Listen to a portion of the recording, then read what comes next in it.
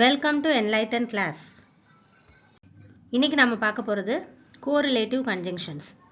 Conjunctionsல coordinating conjunctions, subordinating conjunctions னு கேள்விப்பட்டிருப்பீங்க. ஆனா correlative conjunctions னு இருக்கு.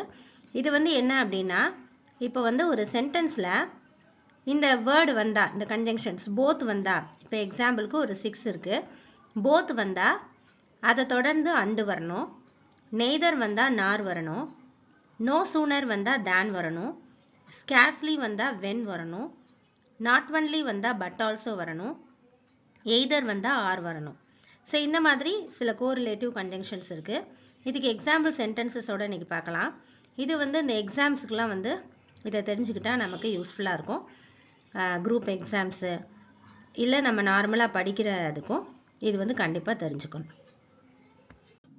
ஷீபா ஒரு பாடகி மற்றும் நடன கலைஞர் அப்படின்னு சொல்லுவோம். அப்படி இல்லைனா ஷீபா ஒரு பாடகி மட்டும் இல்ல நடன கலைஞரும் கூட அப்படின்னு பேசுவோம். சரி, இந்த மாதிரி சொல்றதுக்கு ஒருத்தருக்கு இருக்கிற ரெண்டு திறமையை பத்தி பேசல நாம யூஸ் பண்ண வேண்டிய correlative conjunction Sheeba is both a singer and a dancer. Sheeba is both a singer and a dancer. இந்த சென்டென்ஸ்க்கு இந்த மாதிரி ரெண்டு திறமையை பத்தி பேசுறதுக்கு both and இந்த கோரிலேட்டிவ் கன்ஜங்ஷன் யூஸ் ஆகுது. ஜேன் ராம் இருவருமே விழாவில் கலந்து கொள்ளவில்லை அப்படின்னு சொல்றதுக்கு neither Jane nor Ram has attended the function. neither Jane nor Ram has attended the function. அதாவது இது ஒரு negative correlative conjunction neither nor. எந்த ஒரு விஷயம் பேசுறோமோ அது நெகட்டிவா சொல்லப்படையில இந்த neither nor அப்படின்ற கோரிலேட்டிவ் கன்ஜங்ஷனை யூஸ் பண்ணிக்கலாம். இந்த இடத்துல ஜேனும் ராமும் ரெண்டு பேருமே கலந்துக்கல அந்த ஃபங்க்ஷன்ல அப்படின்னு சொல்றதுக்காக இந்த கோரிலேட்டிவ் கன்ஜங்ஷன் யூஸ் பண்ணியிருக்கோம். அதுவே ஜேன் அல்லது ராம் ஆகிய இருவரில் ஒருவர் கலந்து கொண்டுள்ளார், யாருன்னு தெரியாது ஆனா ஒருவர் கலந்திருக்காரு அப்படின்னு பேசப்படையில யூஸ் பண்ண வேண்டிய correlative conjunction either or. either Jane or Ram has attended the function. either Jane or Ram has attended the function. இந்த either or யூஸ் பண்ணல ஃபர்ஸ்ட் நேம்க்கு முன்னாடி either வரணும், செகண்ட் நேம்க்கு முன்னாடி or வரணும். அதே wise versa neither nor-க்கு.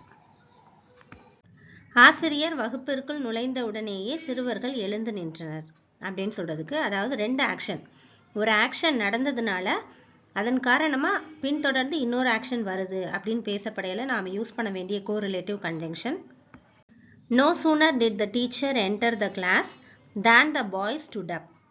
no sooner did the teacher enter the class than the boys stood up. இந்த இடத்துல நாம யூஸ் பண்ணிருக்க correlative conjunction no sooner than. no sooner அப்படின்றது ஃபர்ஸ்ட் ஆக்ஷனுக்கு முன்னாடி வரணும், than அப்படின்ற கன்ஜங்ஷன் செகண்ட் ஆக்ஷனுக்கு முன்னாடி வரணும்.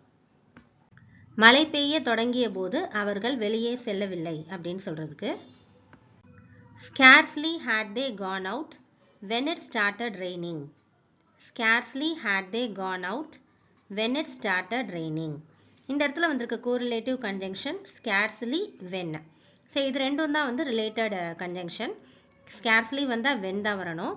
ஃபர்ஸ்ட் ஆக்ஷன் அதாவது இங்க மழை தொடங்குது அப்படின்றது when it started raining, தொடங்குனதுனால அவங்க வெளியே போகல.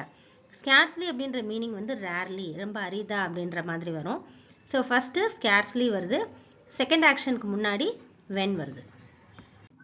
இந்த கார் சிக்கனமானது மட்டுமல்ல ஓட்டுவதற்கும் நன்றாக இருக்கிறது அப்படின்னு சொல்றதுக்கு the car is not only economical but also feels good to drive.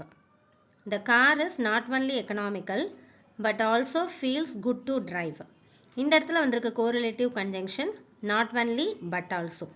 சரி, இது சென்டென்ஸ்க்கு நடுவுல வரும். not onlyன்றது ஃபர்ஸ்ட் சென்டென்ஸ்க்கு நடுவுல ஆக்ஸிலரி வெர்புக்கு அடுத்தும், அடுத்த சென்டென்ஸ் வரதுக்கு முன்னாடி ஒரு கன்ஜங்ஷனா இணைப்பு சொல்லா but also வரணும். இப்போ உங்களுக்கான question I used to like playing dash football and basketball when I was young.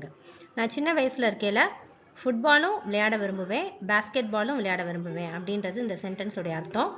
சரி, இதுல அண்டுன்ற கன்ஜங்ஷன் வந்திருக்கு. அண்டு கூட என்ன வேர்டு வரணும், என்ன கன்ஜங்ஷன் வரணும், நெய்தர் வரணுமா போத் வரணுமா அப்படின்றத திங்க் பண்ணி ஆன்சரை கமெண்ட் பண்ணுங்க. Second question I neither speak Hindi dash understand it. எனக்கு ஹிந்தி பேசவும் தெரியாது, புரிஞ்சுக்கவும் தெரியாது அப்படின்றது இந்த சென்டென்ஸோடைய அர்த்தம். இதில் நெய்தர் அப்படின்ற கோரிலேட்டட் கன்ஜங்ஷன் வந்திருக்கு. இது கூட ஆர் வரணுமா நார் வரணுமா அப்படின்றத திங்க் பண்ணி ஆன்சரை கமெண்ட் பண்ணுங்கள். இந்த வீடியோ யூஸ்ஃபுல்லாக இருக்குன்னு ஃபீல் பண்ணிங்கன்னா ஒரு லைக் கொடுங்க, சப்ஸ்கிரைப் பண்ணி வச்சுக்கோங்க. அண்ட் தேங்க்ஸ் ஃபார் வாட்சிங்.